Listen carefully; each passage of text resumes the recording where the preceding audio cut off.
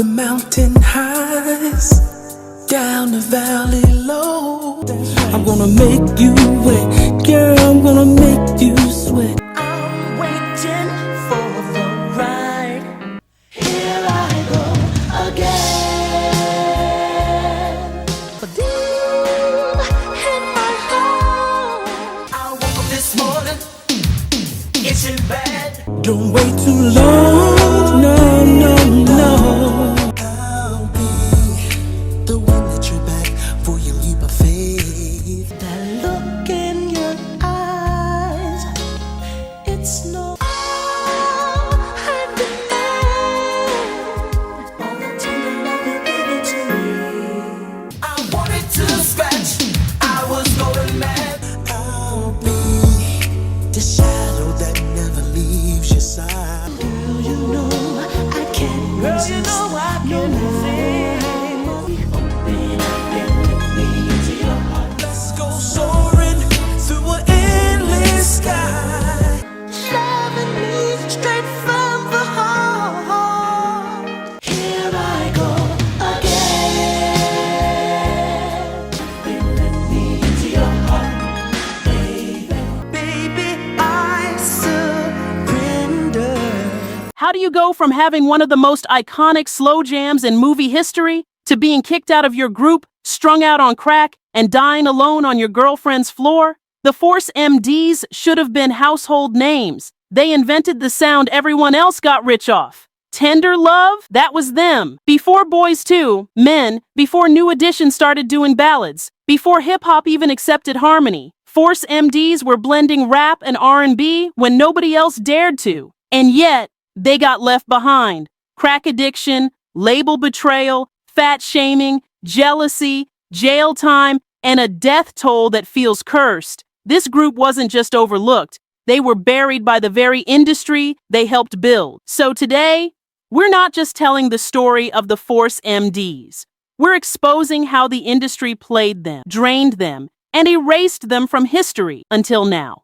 Let's get into it. At first glance, the Force MDs looked like they had it all. Matching outfits, silky harmonies, a lead singer with that rare once-in-a-generation falsetto, and a style that blended doo-wop soul with streetwise swagger. But underneath the glossy promo photos and chart success was a group the industry didn't know how to handle and didn't care to figure out. Let's be real. They weren't easy to categorize. One minute they were beatboxing on the Staten Island ferry. The next they were harmonizing like they were straight out of Motown. Too street for R&B, too smooth for early hip-hop, and way too early for what we now call hip-hop soul. The Force MDs were pioneers, but pioneers don't always get paid. They got their break from Mr. Magic. Yes, the Mr. Magic who helped get hip-hop on the radio. He discovered them literally singing for tips on the ferry and introduced them to Tommy Boy Records. But even then, their signing felt more like a gamble than a commitment. Tommy Boy loved their sound, but didn't know what to do with it. And that's where the illusion started. From the outside, they were blowing up.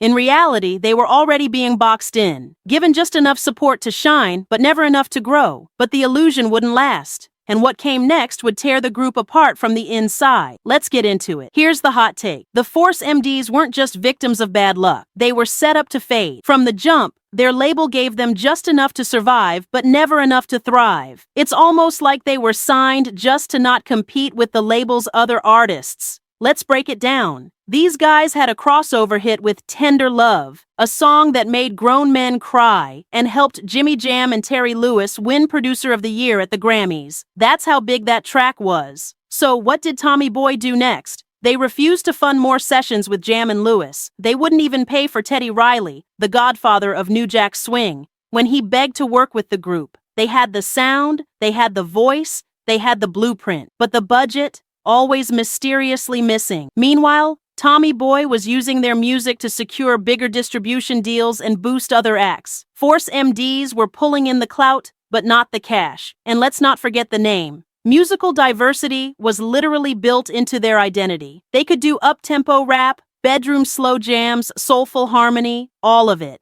But instead of leaning into that, the industry tried to shove them in a box they never fit into. So while other groups were rising with label support, Force MDs were getting ghosted by the very people who signed them, and the label drama was just the beginning. The real curse? It started within the group. and it came with crack, conflict, and betrayal. Let's talk about it. This is where things went from frustrating to straight up tragic. Because while the label was sabotaging them behind the scenes, the streets were swallowing them whole. T.C.D, one of the original members and a powerhouse vocalist, got caught up in the crack epidemic that was wiping out entire neighborhoods in the late 80s. And we're not talking rumors. This man went from topping charts to literally getting locked up for selling crack to an undercover cop. He spiraled so hard, the group had no choice but to kick him out just to keep things afloat. And that wasn't the only fallout. Trisco, who had been a ride or die member from day one, started feeling like an outsider. Why? Because he wasn't blood. Everyone else in the group was family, cousins, brothers, uncles, and Trisco, just the friend who joined at the right time. Add in his struggle with alcohol, and suddenly he's out too. And if you thought that was bad, wait for this. The label literally made them kick Mercury out of the group because of his weight. Yeah. They said he was nearly 400 pounds and didn't look marketable enough.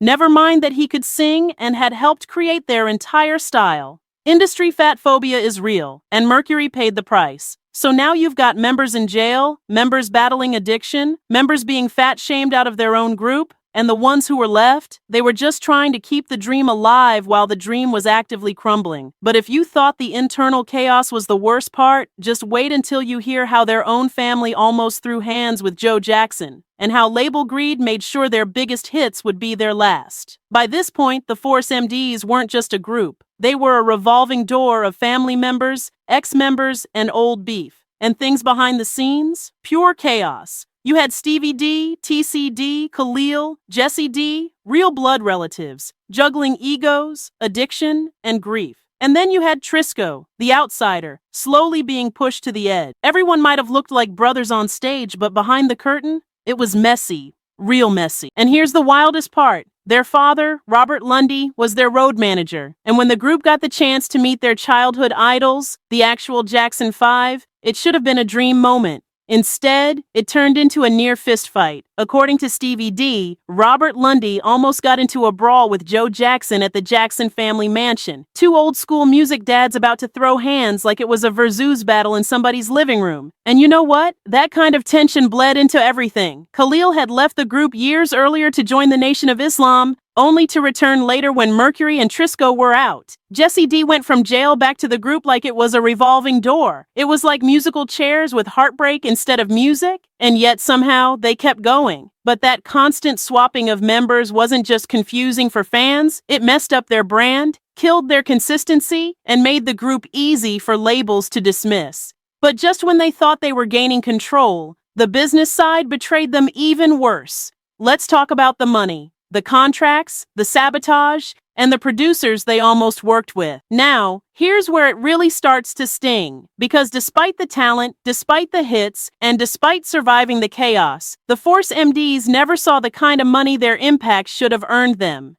And it wasn't just bad luck. It was label sabotage in broad daylight. After scoring major success with Tender Love, the group should have had the industry at their feet. But instead of capitalizing on the momentum, Tommy Boy Records refused to invest in them. Straight up, they blocked the group from working with Jimmy Jam and Terry Lewis again, even after those two helped give them their biggest hit. And when Teddy Riley, the king of New Jack Swing, personally wanted to produce them, Tommy Boy wouldn't cough up a dime. That's not mismanagement, that's intentional. The label treated them like a risk they never wanted to scale. And when the group pushed for a better deal, they had to bring in Hush Productions, the same management team that handled legends like Freddie Jackson and Melissa Morgan. Hush helped them negotiate a better contract, but the damage was already done. Their sound had evolved, but the industry had moved on, without them. And while all this is going down, guess what Tommy Boy was doing? Dropping compilation albums using their old hits, milking their back catalog without giving them a path forward.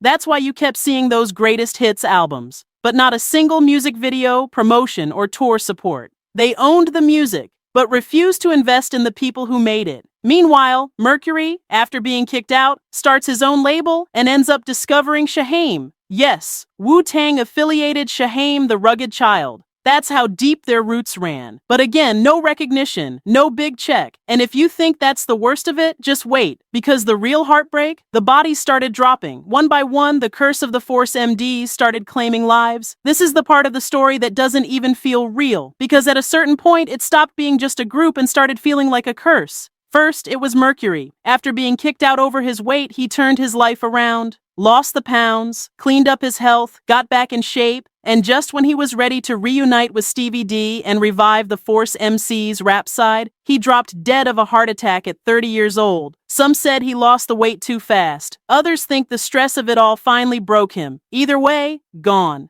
Just like that. Then came DJ Dr. Rock, one of their earliest collaborators and original members. He passed from AIDS-related complications in 1996, during a time when the stigma around the disease meant silence, shame, and no support. But the most heartbreaking of all, T.C.D., that angelic falsetto that carried tender love into the stratosphere, was diagnosed with ALS, also known as Lou Gehrig's disease. One day he was holding food in his hand. The next he couldn't hold anything at all. His body failed him. No cure, no miracle. He died in 1998 at just 34 years old. And it didn't stop there. In 2016, Trisco passed away from stage 4 cancer. The one who never quite felt like family, gone before the group ever got their proper flowers.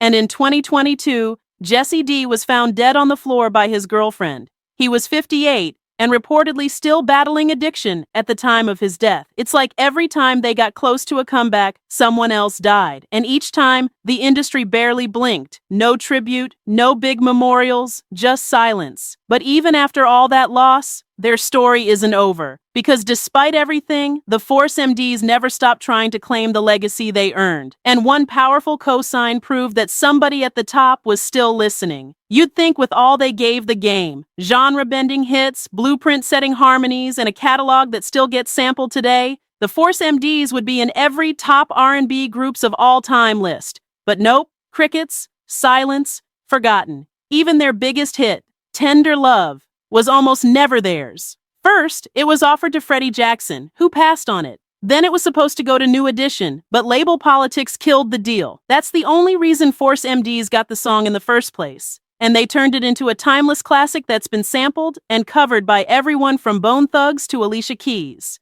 But for years, nobody gave them their due. Not the award shows, not the labels, not even the documentaries that love to name-drop every R&B act from the 80s, except them. It took until 2022, decades after their prime, for Staten Island to finally honor them with their own street, Force MD Way. And even that felt long overdue. After all, the Wu-Tang Clan had their street named back in 2019. And as dope as Wu-Tang is, it was Force MDs who paved the way out of Staten Island first. Still, there was one shout-out that hit different. President Barack Obama listed the Force MDs on his personal Air Force One iPod playlist. Yep. Even the most powerful man in the world knew Tender Love was untouchable. But at the end of the day, no amount of flowers after the funeral can make up for the pain this group endured while they were alive. Still, their story deserves to be heard because their influence, it's everywhere, even if the credit never was. The Force MDs had the sound, the style, the soul. They were ahead of their time in every way.